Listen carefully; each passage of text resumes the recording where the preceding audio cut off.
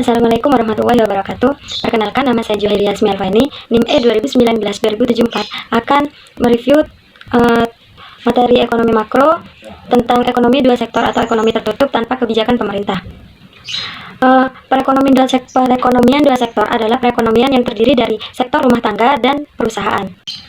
Pada aliran pendapatan dalam perekonomian dua sektor ini, yang pertama yaitu sektor perusahaan menggunakan faktor-faktor produksi yang dimiliki rumah tangga.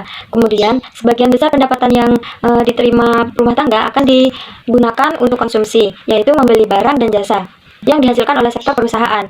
Kemudian, sisa pendapatan rumah tangga yang tidak digunakan untuk konsumsi akan ditabung dalam institusi keuangan. Dan pengusaha yang ingin melakukan investasi akan meminjam tabungan rumah tangga yang dikumpulkan oleh institusi keuangan.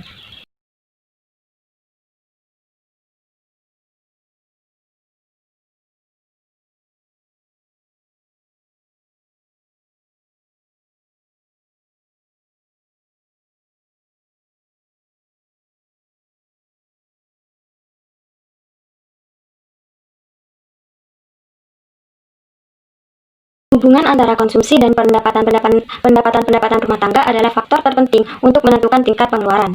Perhatikan tabel berikut. Yang pertama, pada pendapatan yang rendah, rumah tangga mengambil tabungan. Ini berarti rumah tangga harus menggunakan harta atau tabungan masa lalu untuk membayar konsumsi. Seperti pada baris pertama, yaitu pendapatan 0, pengeluaran konsumsi 125, tabungan min 125. Kemudian kenaikan pendapatan menaikkan pengeluaran.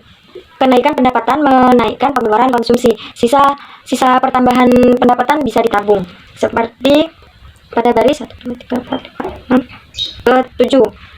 Saat pendapatan 600, kemudian pengeluaran 575, maka ada sisa yang bisa ditabung, yaitu 25. Pada pendapatan yang tinggi, rumah tangga dapat menabung. Namun, naiknya pendapatan maka naik pula pengeluarannya.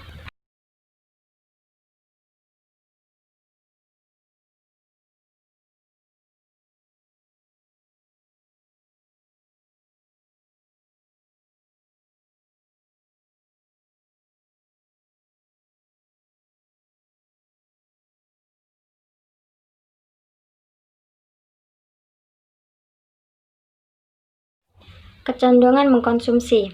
Yang pertama, kecondongan mengkonsumsi marginal atau MPC merupakan perbandingan di antara pertambahan konsumsi atau delta C dengan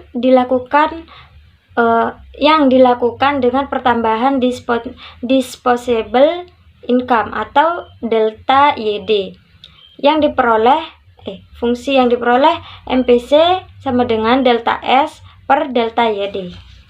Kemudian kecondongan mengkonsumsi rata-rata atau APC, yaitu merupakan perbandingan di antara tingkat konsumsi atau C dengan tingkat disposable income atau YD. Fungsinya adalah APC sama dengan C per YD.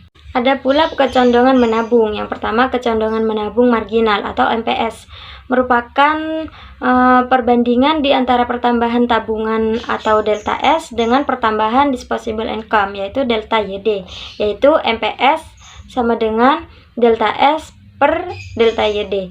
Yang kedua adalah kecondongan menabung rata-rata, menunjukkan perbandingan di antara tabungan atau S atau save dengan pendapatan disposable atau YD.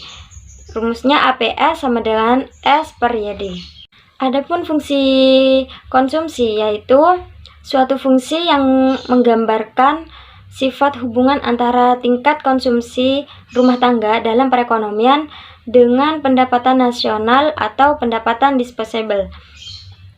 Fungsinya C sama dengan A plus BY atau C sama dengan A plus BYD, di mana A adalah konsumsi rumah tangga saat pendapatan 0 dan B adalah MPC. Kemudian ada fungsi tabungan, yaitu suatu fungsi yang menunjukkan sifat hubungan antara tingkat tabungan rumah tangga dalam perekonomian dengan pendapatan nasional atau pendapatan disposable.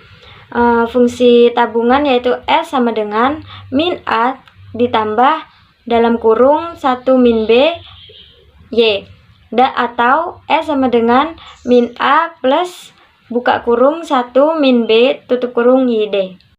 Kemudian ada investasi dan fungsi investasi. Investasi sering dikenal dengan nama penanaman modal. Investasi merupakan komponen kedua yang menentukan pengeluaran agregat ya. Investasi merupakan pengeluaran penanam modal atau perusahaan untuk membeli barang-barang modal dan perlengkapan produksi untuk menambah kemampuan memproduksi barang atau jasa yang tersedia dalam perekonomian. Investasi meliputi pengeluaran untuk yang pertama pembelian barang-barang modal, yaitu mesin-mesin dan peralatan produksi lain untuk mendirikan berbagai jenis industri dari perusahaan. Kemudian untuk menggantikan barang-barang modal yang telah didepresiasikan. Kemudian pengeluaran untuk bangunan, kantor, pabrik, dan lain-lain. Dan yang terakhir untuk penambahan nilai stok barang-barang yang belum terjual. Jumlah investasi tersebut disebut investasi bruto, sedangkan investasi neto adalah didapat dari investasi bruto dikurangi dengan depresiasi. Ada beberapa faktor penentu investasi. Yang pertama, tingkat keuntungan yang diramalkan akan diperoleh. Kemudian yang kedua adalah suku bunga. Suku bunga seperti di bank tersebut suku bunganya tinggi, maka seseorang akan berinvestasi karena suku bunganya tinggi. Jika suku bunganya rendah, maka seseorang tersebut akan berinvestasi di tempat lain. Yang ketiga, ramalan mengenai keadaan ekonomi di masa depan. Bila diramal masa depan akan mengalami kesusahan atau apa yang dibutuhkan, sehingga di masa sekarang seseorang tersebut berinvestasi agar mudah di masa depannya. Yang keempat adalah kemajuan teknologi. Yang kelima, tingkat pendapatan nasional dan perubahannya. Yang keenam adalah keuntungan yang diperoleh perusahaan-perusahaan. Adapun fungsi investasi. Fungsi investasi adalah fungsi yang menunjukkan hubungan antara tingkat investasi dan tingkat pendapatan nasional. Yang pertama, fungsi investasi otonomi merupakan investasi yang besarnya tetap atau jenis investasi yang tidak berpengaruh dengan besarnya pendapatan. Jadi, meskipun pendapatannya terus bertambah tinggi, namun investasinya dengan jumlah yang tetap. Yang kedua adalah investasi terpengaruh, yaitu merupakan investasi yang besarnya dipengaruhi oleh besarnya pendapatan nasionalnya. Semakin tinggi pendapatannya, maka semakin tinggi investasinya. Dalam perekonomian dua sektor, keseimbangan perekonomian negara tercapai apabila yang pertama, ketika pendapatan nasional sama dengan konsumsi dan investasi, yaitu Y sama dengan C plus I. Kemudian yang kedua adalah investasi sama dengan tabungan, yaitu I sama dengan S. Perhatikan tabel di samping. Tabel di samping adalah tabel keseimbangan pendapatan nasional dalam bentuk triliun rupiah. Untuk yang pertama, pendapatannya 0, konsumsi 90, sehingga tabungan min 90 karena tidak ada pendapatan. Kemudian investasi 120, sehingga pengeluaran agregatif adalah 210. Dan keadaan perekonomian seperti ini dikatakan ekspansif. Terus yang kemudian pada baris keempat ada pendapatan 360, kemudian konsumsi 360, tabungannya 0 karena pendapatan dengan konsumsi setara. Kemudian investasinya tetap 120 dan pengeluaran agregatnya 480, dan tetap keadaan perekonomian seperti ini dikatakan ekspansi. Kemudian pada baris kelima, pendapatannya 480.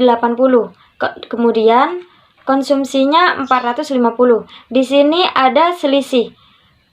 Pendapatan 180, kemudian digunakan untuk konsumsi 150, sehingga ada sisa 30. Kemudian 30 ini dimasukkan pada tabungan. Investasi tetap 120. Pengeluaran agregatnya 570. Dan ini masih dikatakan keadaan perekonomian yang ekspansi, karena perekonomian yang stabil adalah perekonomian yang stabil itu ketika pendapatan nasional sama dengan konsumsi dan investasi. Kemudian kita lihat pada baris yang ke-8. Pendapatan nasional 840, kemudian konsumsi 720. Tabungan, sisa dari pendapatan dikurangi konsumsi tersebut 120 dan investasi 120. Tabungan dan investasi sama, sehingga keadaan perekonomian tersebut dikatakan seimbang. Di sini pada tabel ini kita menggunakan investasi yang otonom, yaitu investasi yang besarannya tetap dan tidak dipengaruhi oleh besarnya pendapatan. Kemudian, bagaimana ekonomi tertutup tanpa kebijakan pemerintah atau perekonomian dua sektor dalam ekonomi Islam, dalam perspektif ekonomi Islam? Semuanya sama, bedanya hanya pada instrumennya, yaitu ditambah seperti zakat bila mencapai 1 nisab dan sedekah. Cukup sekian review dari saya. Kurang lebihnya mohon maaf sebesar-besarnya. Wabillahi taufiq wal hidayah, wabirridha wal inayah. Wassalamualaikum warahmatullahi wabarakatuh.